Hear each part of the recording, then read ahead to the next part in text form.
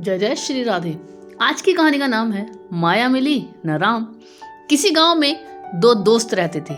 एक का नाम था हीरा और दूसरे का नाम था मोती। दोनों में गहरी दोस्ती थी और वे बचपन से ही खेलना कूदना पढ़ना लिखना हर काम साथ करते आ रहे थे।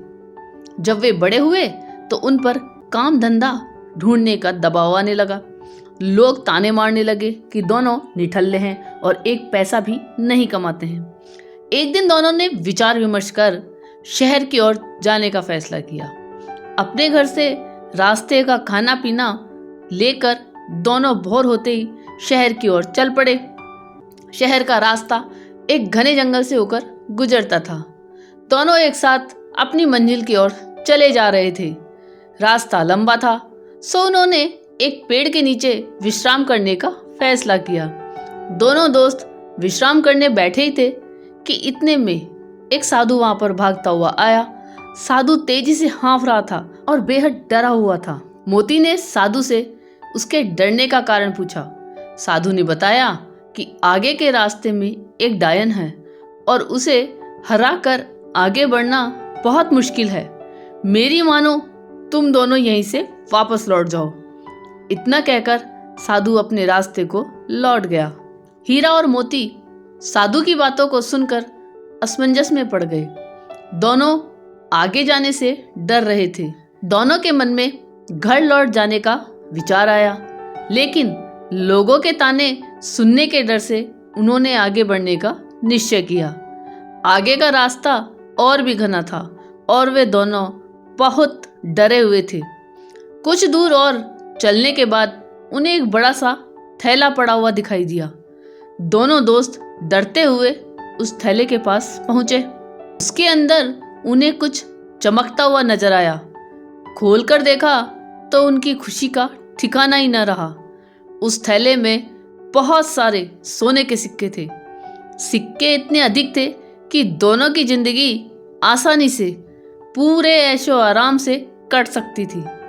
दोनों खुशी से झूम रहे थे। उन्हें अपने आगे बढ़ने के फैसले पर गर्व हो रहा था। साथ ही वे उस साधु का मजाक उड़ा रहे थे कि वह कितना मूर्ख था जो आगे जाने से डर गया। अब दोनों दोस्तों ने आपस में धन बांटने और साथ ही भोजन करने का निश्चय किया। दोनों एक पेड़ के नीचे बैठ गए। हीरा ने मोती से कहा कि वह आसपास के किसी कुएं से पानी लेकर आए ताकि भोजन आराम से किया जा सके। मोती पानी लेने के लिए चल पड़ा। मोती रास्ते में चलते चलते सोच रहा था कि अगर वो सारे सिक्के उसके हो जाएं तो वो और उसका परिवार हमेशा राजा की तरह रहेगा। मोती के मन में लालच आ चुका था। वह अपने दोस्त को जान से मार डालने की योजना बनाने लगा। पानी भरते समय उसे कुएं के पास एक धारदार हथियार मिला। उसने सोचा कि वो इस हथियार से अपने दोस्त को मार देगा और गांव में कहेगा कि रास्ते में डाकुओं ने उन पर हमला कर दिया। मोती मन ही मन अपनी योजना पर खुश हो रहा था। वह पानी लेकर वापस पहुंचा और मौका देखते ही हीरा पर पीछे से वार कर दिया। देखते ही देखते हीरा वहीं ढेर हो गया। मोती अपना सामान और सोने के सिक्कों से भरा थैला लेकर वहां से वापस भागा। कुछ एक घंटे चलने के बाद वह एक जगह रुका। दोपहर हो चुकी थी और उसे बड़ी जोर की भूख लगाई थी।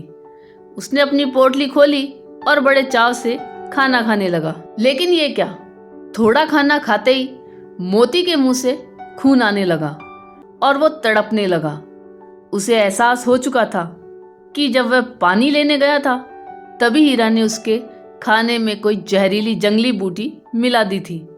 कुछ ही देर में उसकी तड़प तड़प कर मृत्यु हो गई। अब दोनों दोस्त मृत पड़े थे और वह थैला यानी माया रूपी डायन जस का तस पड़ा हुआ था। जी हाँ दोस्तों, उस साधु ने एकदम ठीक कहा था कि आगे डायन है। वो सिक्कों से भरा थैला उन दोनों दोस्तों के लिए डायन ही साबित हुआ। ना वो डायन रूपी थैला वहां होता, ना उनके मन में लालच आता और ना वे एक दूसरे की जान लेते। दोस्तों, यही जीवन का सच भी है।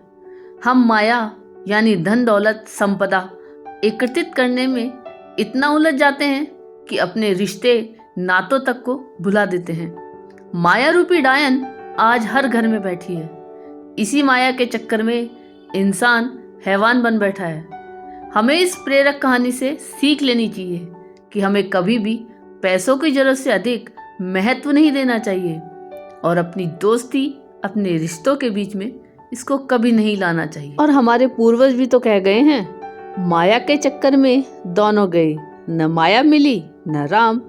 इसलिए हमें हमेशा माया के लोभ व धन के लालच से बचना चाहिए और ज़्यादा ना सही पर कुछ समय भगवान की आराधना में जरूर लगाना चाहिए। यह कहानी आपको कैसी लगी यह कमेंट करके जरूर बताइएगा। चैनल पर नए हो तो सब्सक्राइब जरूर कीजिएगा और वीडियो को लाइक और शेयर कीजिएगा। धन्यवाद।